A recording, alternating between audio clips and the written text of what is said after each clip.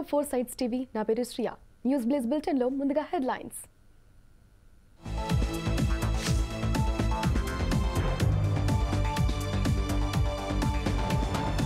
ప్రభుత్వంపై ఎమ్మెల్సీ కవిత ఆగ్రహం. కాంగ్రెస్ తల్లిని పెట్టారని ధ్వజం.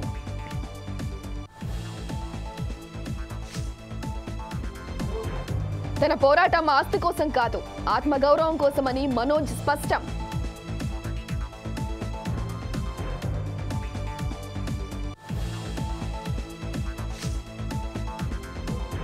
గుంటూరులో నారాయణ పర్యటన.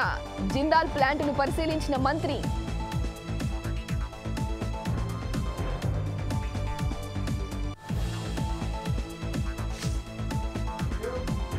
మహబూబాబాద్ లో వరుస చోరీలు, భయాందోళనకు గురవుతున్న స్థానికులు.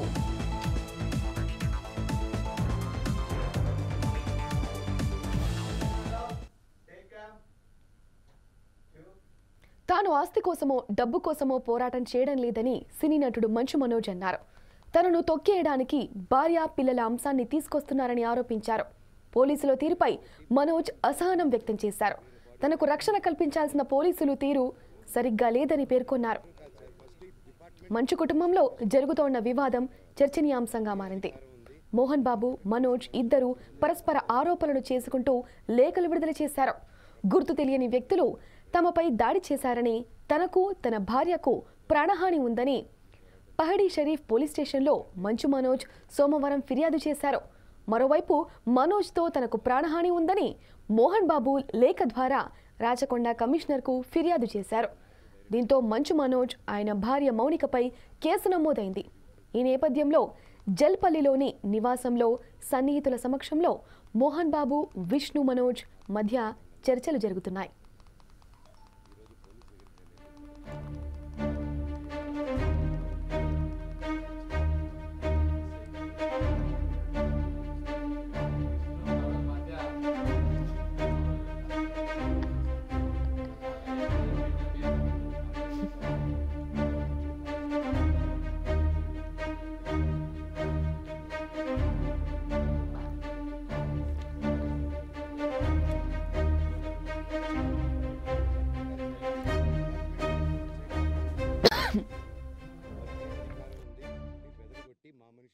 చేసి వేరే బాడీ గార్డ్ లోపల పంపించున్నారు సార్.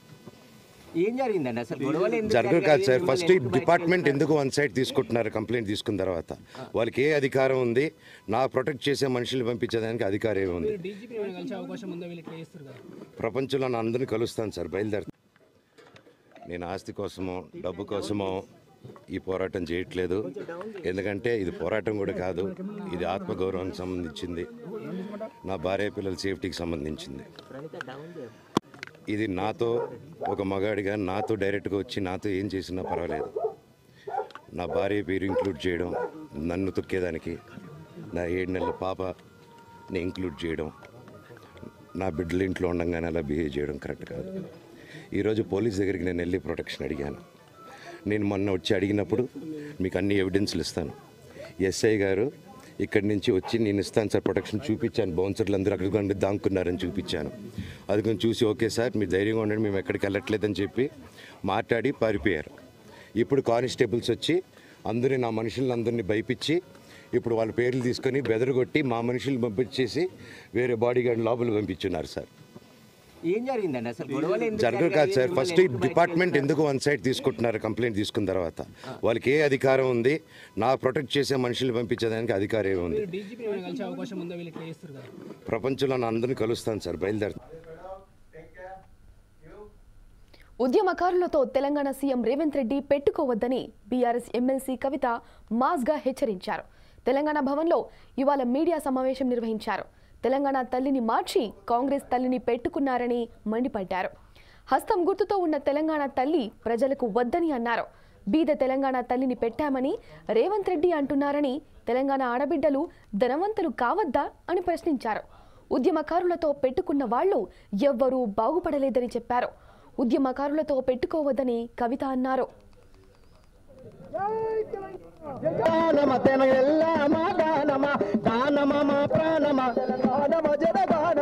తల్లి తెలంగాణ మతను వెళ్ళామా గానమా, తల్లి తెలంగాణ మతను వెళ్ళామా.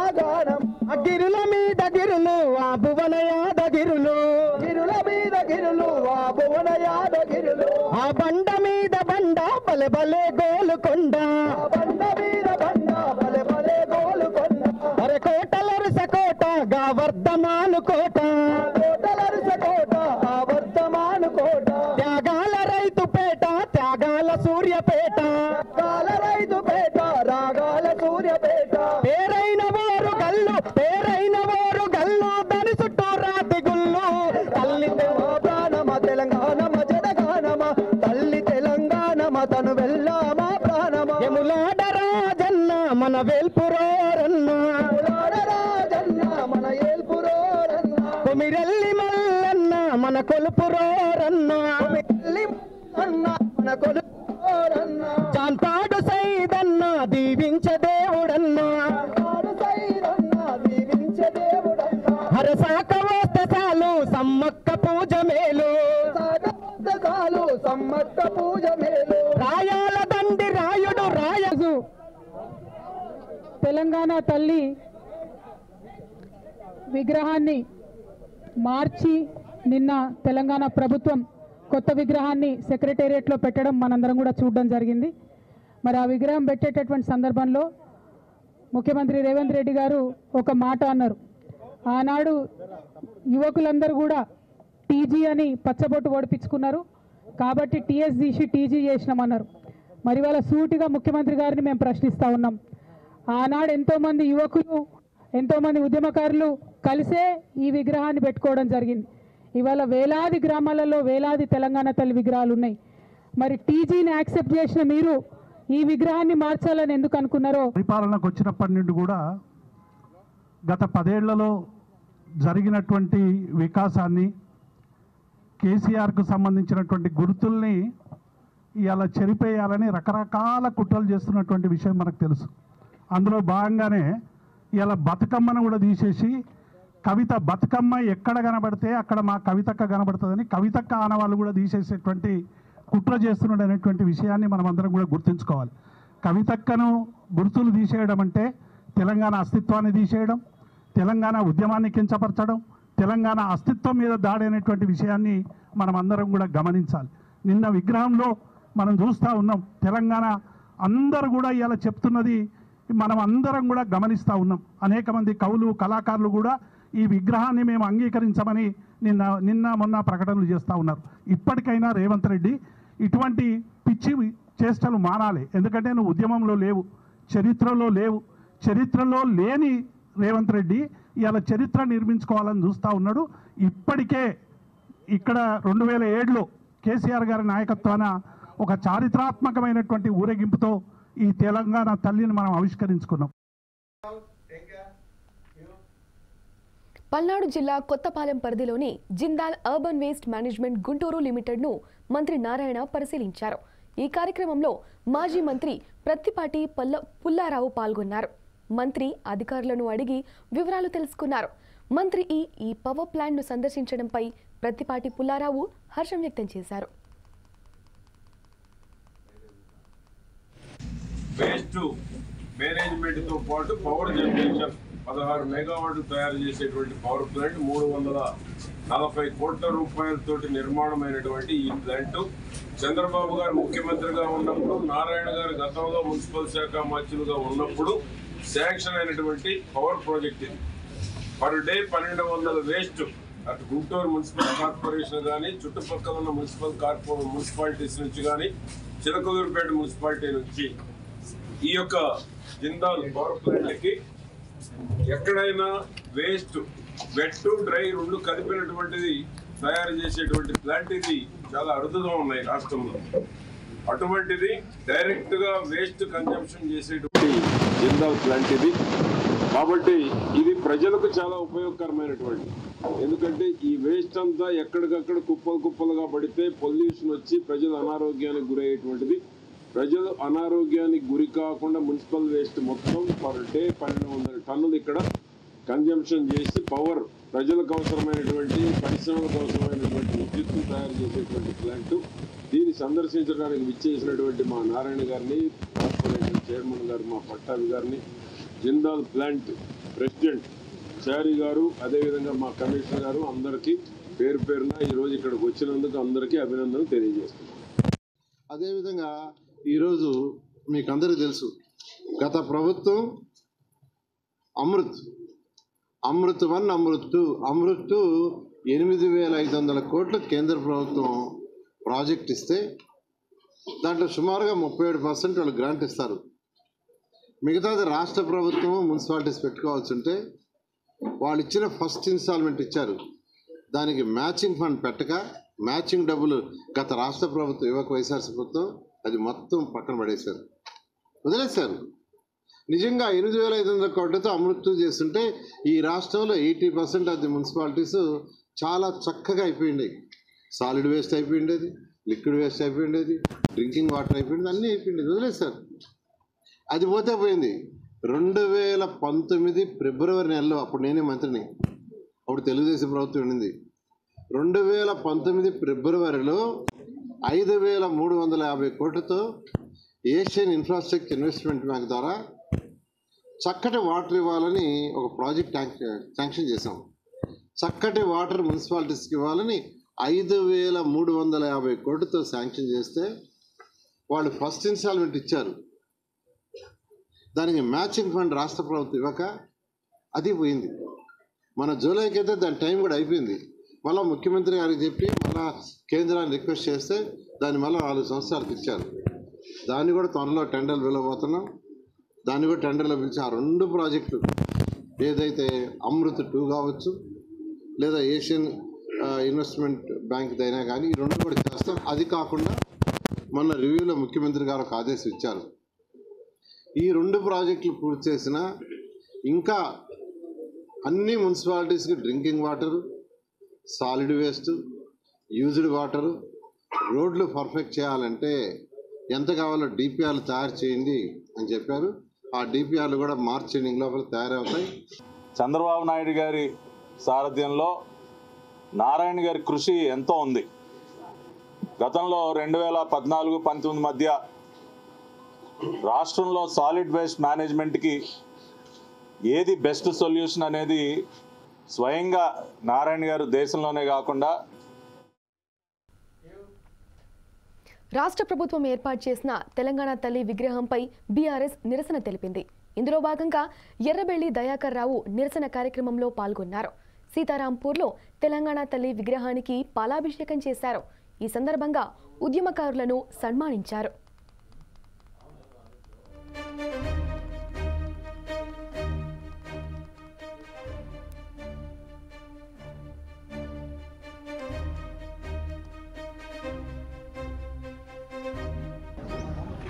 ఈ విగ్రహం పెట్టారు.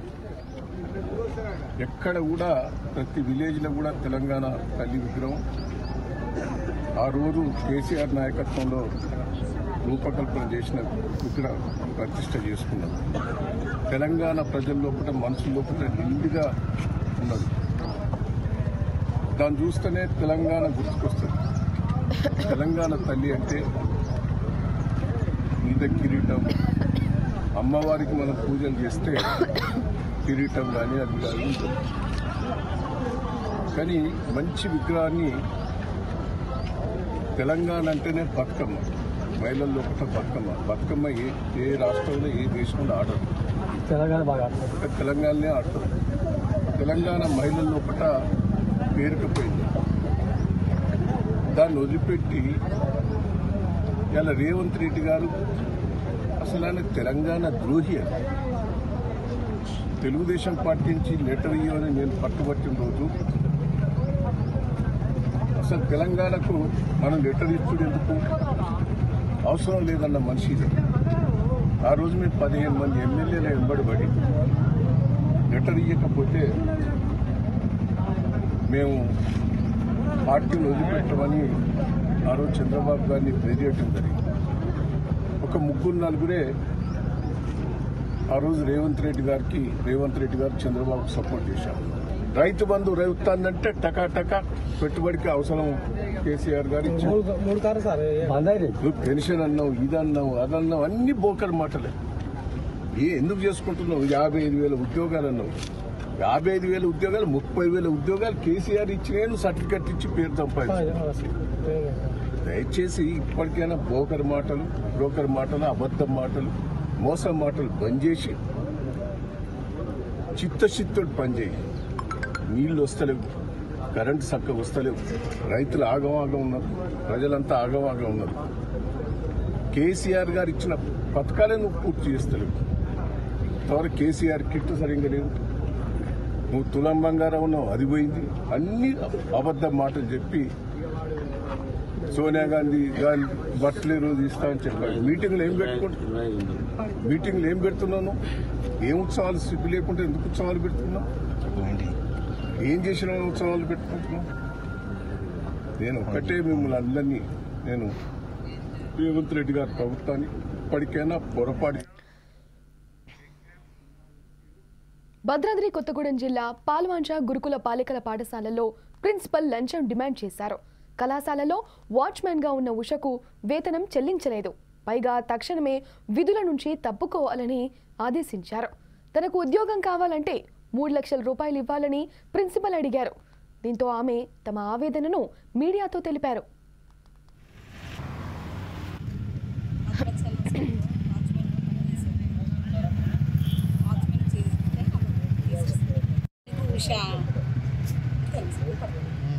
నేను ఇక్కడ భద్రాచలం స్కూల్లో వాచ్మెన్గా పనిచేశాను. చేస్తే నన్ను తీసేశారు. డబ్బులు అడిగింది, 3 లక్షలు అడిగింది. ఎవరు? ప్రిన్సిపల్ అడిగారు. ప్రిన్సిపల్ పేరు సరూపరా. తీసేసి వేరే వాళ్ళని పెట్టుకున్నారు. నేను చేస్తే డ్యూటీ నేను చేస్తే ఆమె చేసినట్టుగా హెచ్ఆర్ఎంఎస్లో ఆమె పేరు ఎక్కించారు. ఇంతవరకు నాకు రూపాయి కూడా ఇవ్వలేదు.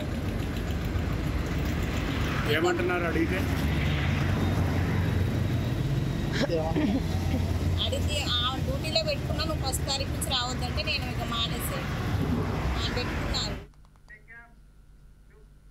పత్తి కొనుగోళ్ల సెంటర్లలో ఇబ్బందులు ఎదురవుతున్నాయని మహబూబ్ నగర్లో రైతులు ఆందోళన వ్యక్తం చేశారు.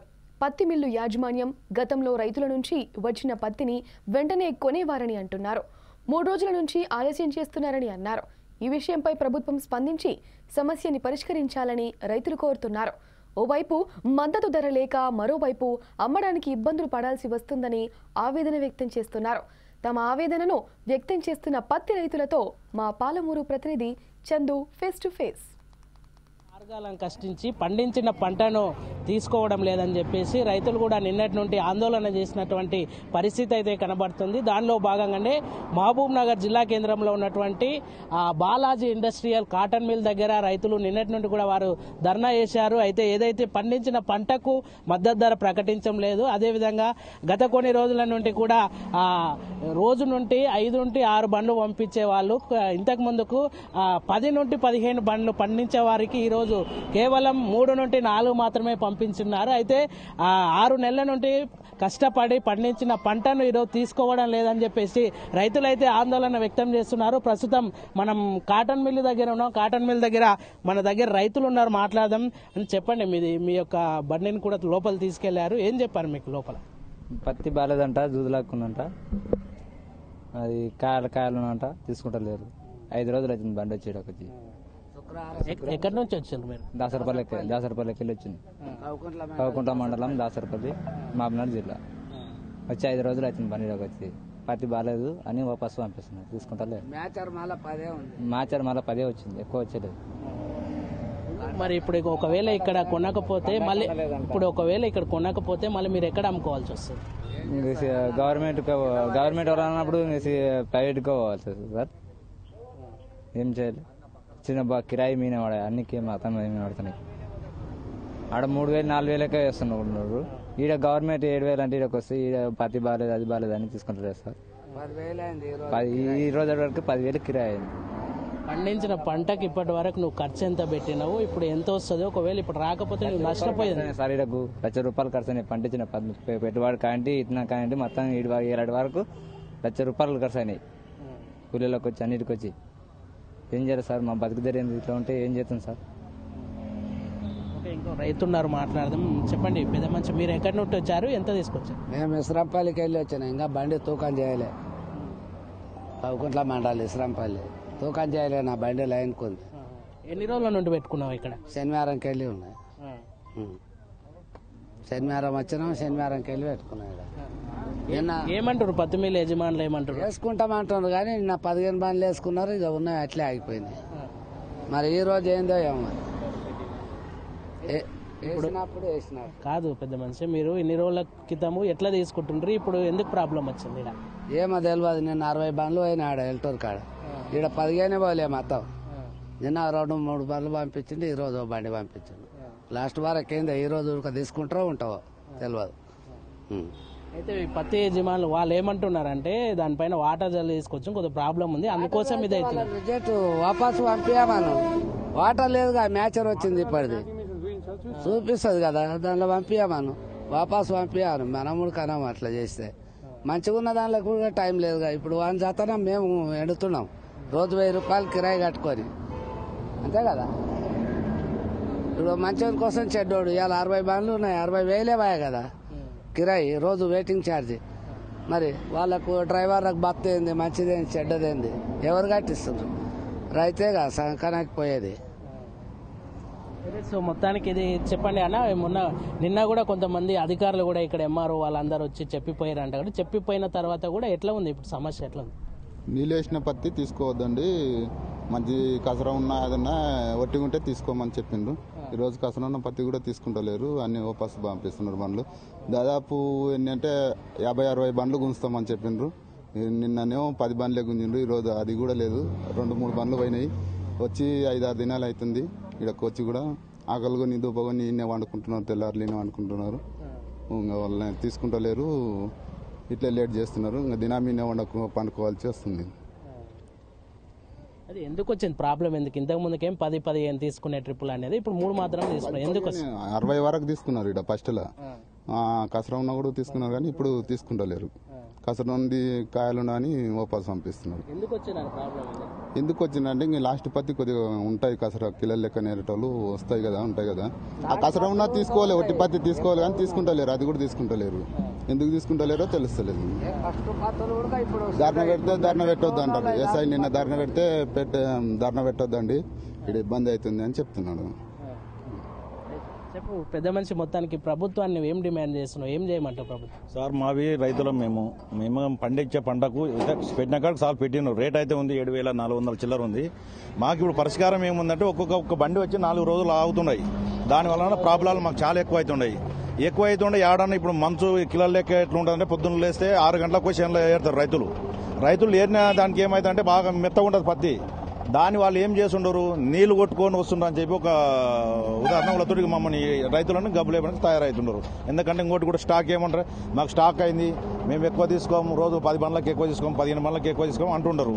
మేము అదే మాట మాకు ఒక బోర్డు అతికిస్తాం అనుకో, 15 రోజులు రాకుండా ఉండంటే రాని వలన ఇప్పుడు ఏమైంది, ఇటు రామ్మంటున్నారు, ఇటు వచ్చి రోజుకు 5-6 రోజులు అవుతున్నాయి బండ్లు. మా పరిష్కారం ఏమైతుంది, ఒక బండికి ఇప్పుడు నాదంటే ఒక బండి ఉంది కాబట్టి పెద్ద ఇబ్బంది కదా. బండ్లు లేని రైతులు చాలా ఉంటారు, వాళ్ళకు రోజుకు 1000 రూపాయలు అంటే ఒక ఈడు వచ్చి ఆగితే రోజుకు 2,000 రూపాయలు అంటే ఒక 2 రోజులు ఆగితే 10,000 రూపాయలు ఖర్చు వస్తుంది. వాళ్ళకి రోజు తిండి ఖర్చు ఒక 500 వస్తుంది. ఇవల్ల మేము రైతులను భరించుకోలేకపోయి పరిస్థితులు అయిపోయినాయి సార్, మాకు చాలా ఇబ్బందులు చేస్తున్నారు.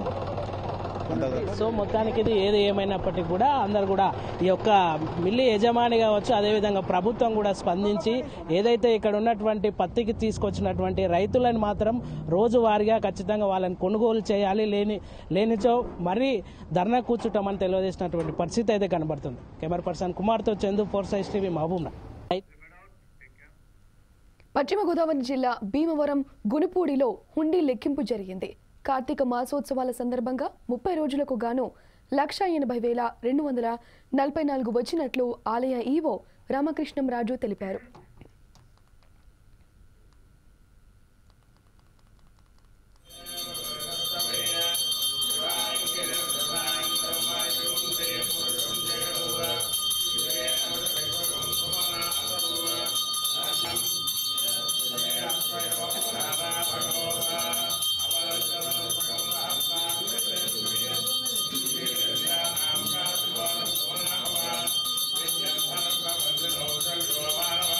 నమశివాయ. పశ్చిమ గోదావరి జిల్లా గుణపూడి గ్రామంలో ఏం చేసిన శ్రీ సోమేశ్వర జనార్దన్ స్వామివారి దేవస్థానమునకు టి రామకృష్ణరావు నేను కార్యనిర్వహణాధికారిగా పనిచేస్తున్నాను. ఈ రోజున శ్రీ స్వామివారి కార్తీక మహోత్సవంలో ఆనంద కార్తీక మహోత్సవాల సందర్భంగా వివిధ దూర ప్రాంతాల నుంచి వచ్చి భక్తులు స్వామివారిని దర్శించుకొని శ్రీ స్వామివారికి కానుకలు సమర్పించుకోవడం జరిగింది. ఈ రోజున శ్రీ భక్తులు సమర్పించిన కానుకలు వివిధ సేవా కమిటీలు అదేవిధంగా డిపార్ట్మెంట్ అధికారుల సమక్షంలో ఉండి లెక్కింపు ఉదయం 10 గంటల నుంచి జరుగుతుంది. నమశివాయ. పశ్చిమ గోదావరి జిల్లా గుణపూడి గ్రామంలో ఏం చేసిన శ్రీ సోమేశ్వర జనార్దన్ స్వామివారి దేవస్థానమునకు మహబూబాబాద్ జిల్లాలో వరుస దొంగతనాలు కలవరపెడుతున్నాయి. తాజాగా పట్టణంలోని బైపాస్ రహదారిలోని శ్రీకాంత్ మెడికల్ షాప్ షట్టర్ పగలగొట్టి దొంగ లోనికి ప్రవేశించి 25,000 రూపాయల నగదును ఎత్తుకెళ్లారు. ఈ చోరీకి సంబంధించిన దృశ్యాలు సీసీటీవీలో రికార్డ్ అయ్యాయి. దీనిపై పోలీసులు కేసు నమోదు చేసి దర్యాప్తు చేస్తున్నారు. సిపిఎస్ కుప్పం ఎదురుగా Srikanth medical science general store run చేస్తున్నాం. ఇప్పుడు షాప్ నడపబట్టి కూడా ఆల్మోస్ట్ ఒక 10 సంవత్సరాల దగ్గరికి వచ్చిందండి. పొద్దుగాల 7:20కి మా ఓనర్ అంటే వాళ్ళు సరే షాప్ కొంచెం డౌట్గా అనిపించి కిందికి రమ్మని చెప్పారు. కిందికి రమ్మని వచ్చేసరికి షాప్ షట్టర్ అనేది లాక్ వేసినట్టుగానే ఉంది. బట్ షాప్ ముందు 2 పెద్ద కర్రలు ఉన్నాయి. తేడాకి వచ్చరికి షాప్ షట్టర్ లాక్ లేకుండా షట్టర్ పైకి ఓపెన్ అయిపోయింది. డోర్ దాని గ్లాస్ డోర్స్ కూడా డైరెక్ట్గా ఓపెన్ చేసే ఉన్నాయి. తీరా డైరెక్ట్గా షాప్లో కూడా పోయేసరికి కౌంటర్ అనేది పైలు ఉంది. కింద కౌంటర్ దానికి సంబంధించిన ముక్కలు కూడా కింద పడి ఉన్నాయి. కౌంటర్ ర్యాక్ సంబంధించినవి. కౌంటర్ ఉన్న డబ్బులు మొత్తం కూడా టోటల్గా 0 అమౌంట్ ఉంది. అమౌంట్ మొత్తం కూడా తీసుకొని వెళ్ళిపోయారు. అమౌంట్ విలువ వచ్చేసి దాదాపు 20,000 పైనే ఉంటుంది. దాంతోపాటుగా 10 రూపాయల నోట్లు 20 రూపాయల నోట్లు కూడా చాలా నోట్లు అంటే ఆల్మోస్ట్ 5-6 వేలు దాకా పోయింటాయండి. మెడిసిన్స్ అయితే ప్రెసెంట్గా అయితే మొత్తం చెక్ చేసుకోవాలండి. మెడిసిన్ అయితే మొత్తం చెక్ చేస్తే మళ్ళీ ఒకసారి తరువుగా చెక్ చేసి నాకు అర్థమవుతుంది మెడిసిన్ ఇలా లాస్ అయిన లేదండి. అమౌంట్ మాత్రం 20 నుంచి 25,000 మధ్యన అయితే అమౌంట్ అయితే పోయిందండి. ఆ విషయంలో మాత్రం క్లియర్గా ఉంది. అది చూడగానే వెంటనే ఇవి న్యూస్ బ్లేజ్ అప్డేట్స్. చూస్తూనే ఉండండి 4 Sides TV.